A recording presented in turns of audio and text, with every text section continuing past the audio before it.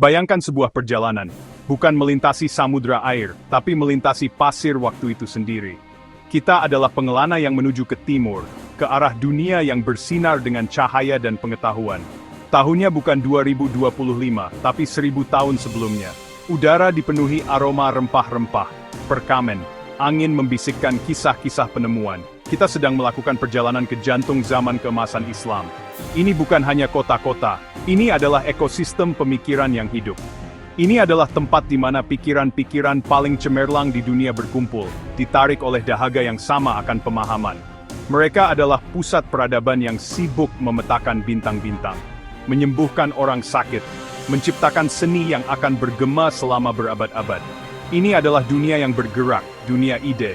Perjalanan epik ini membawa kita ke kota-kota yang namanya saja terdengar seperti puisi. Mind take the experience back to diary dan menyaksikan Fajar Pengreking Poldapim. Perhentian pertama kita adalah Baghdad. Didirikan pada abad ke-8 oleh Khalifah Abbasiyah Al-Mansur, kota ini dirancang untuk menjadi pusat dunia. Itu adalah mahakarya perencanaan kota, kota yang berbentuk lingkaran sempurna. Baghdad menjadi pusat global untuk penerjemahan dan pembelajaran, tempat di mana kebijaksanaan dari peradaban kuno dikumpulkan, dilestarikan dan dikembangkan. Disinilah filosofi Yunani bertemu matematika India, menciptakan sintesis pengetahuan baru yang kuat. Lebih jauh ke barat, di seberang Mediterania, terbentang mercusuar lain, Cordoba. Pada abad ke-10, ketika sebagian besar Eropa terperosok dalam apa yang disebut zaman kegelapan, Cordoba adalah kota paling megah di benua itu. Itu adalah metropolis berpenduduk 500 juta orang, dengan jalan-jalan beraspal, diterangi oleh lampu jalan di malam hari. Keajaiban yang tidak pernah terdengar di tempat lain. Masjid Agungnya, dengan hutan lengkungan bergaris permen, adalah keajaiban arsitektur yang menarik pengunjung dari jauh dan luas. Itu adalah kota di mana Muslim, Yahudi dan Kristen hidup dan bekerja berdampingan, berkontribusi pada budaya bersama yang berkembang pesat dengan kekayaan dan kompleksitas yang luar biasa. Apa yang membuat kota-kota ini begitu istimewa? Itu adalah dukungan yang disengaja dan berkelanjutan dari para penguasanya. Mereka mendirikan Baitul Hikmah yang legendaris, sebuah perpustakaan dan akademi besar yang menjadi pusat intelektual terkemuka di dunia. Mereka membangun perpustakaan yang menyimpan ratusan ribu jilid, mengerdilkan koleksi yang ditemukan di tempat lain di Eropa pada saat itu. Hasilnya adalah ledakan budaya dan ilmu pengetahuan. Sekarang mari kita melakukan perjalanan ke timur di sepanjang jalur sutra ke kota Samarkand yang terkenal. Dengan masjid dan madrasah berkubah biru kehijauan yang menakjubkan, Samarkand adalah persimpangan penting perdagangan dan budaya. Di bawah pemerintahan dinasti Timurid, terutama Raja Astronom Ulugh Beg, kota ini menjadi pusat astronomi yang terkenal di dunia. Ulugh Beg bukan hanya seorang pelindung, dia adalah seorang ilmuwan brilian dengan haknya sendiri. Dia membangun observatorium monumental, sebuah keajaiban 3 lantai yang dilengkapi dengan sextan raksasa, sebagian tertanam di bumi. Ini bukan hanya proyek kesombongan kerajaan, itu adalah institusi ilmiah canggih yang didedikasikan untuk memetakan langit dengan akurasi yang belum pernah terjadi sebelumnya.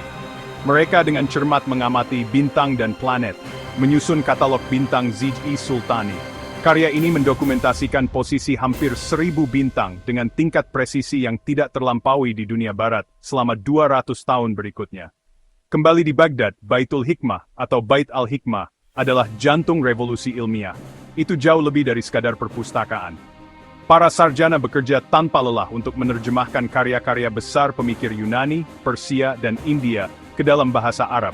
Pertimbangkan Al-Khawarizmi, seorang matematikawan Persia di Baitul Hikmah. Lebih mendalam lagi, dia mengembangkan cara sistematis untuk memecahkan persamaan linear dan kuadrat.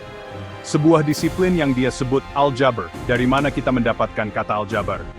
Dalam kedokteran, tokoh-tokoh seperti Al-Razi menulis ensiklopedia medis komprehensif. Perhitungan mereka tentang panjang tahun sideris sangat akurat, selisihnya kurang dari 1 menit dari nilai modern. Penemuan yang dibuat di Baghdad, Cordoba, dan Samarkand tidak terbatas di dalam tembok kota mereka. Mereka menyebar. Karya-karya diterjemahkan dari bahasa Arab ke bahasa Latin menjadi teks penting di universitas-universitas Eropa. Angka Arab dengan konsep nolnya yang revolusioner memungkinkan perhitungan kompleks membuka jalan bagi revolusi ilmiah dan renaissance. Barat tidak bangkit dari zaman kegelapan sendirian. Ia dibangunkan oleh cahaya dari timur. Era ini contoh kolaborasi multikultural. Baitul Hikmah adalah wadah pemikiran. Warisan ini ada di sekitar kita, sering tersembunyi di depan mata. Aljabar algoritma alkimia zaman keemasan Islam adalah jembatan menghubungkan dunia kuno dan modern. Saat kita mengakhiri perjalanan kita, kisah kota-kota besar ini lebih dari sejarah. Ini adalah inspirasi. Ini mengingatkan kita pada ketinggian yang dapat dicapai ketika manusia merangkul rasa ingin tahu, mendorong kolaborasi percaya pada kekuatan ide untuk menerangi dunia. Gema zaman keemasan masih bergema, mendesak kita membangun mercusuar pengetahuan kita sendiri untuk masa depan.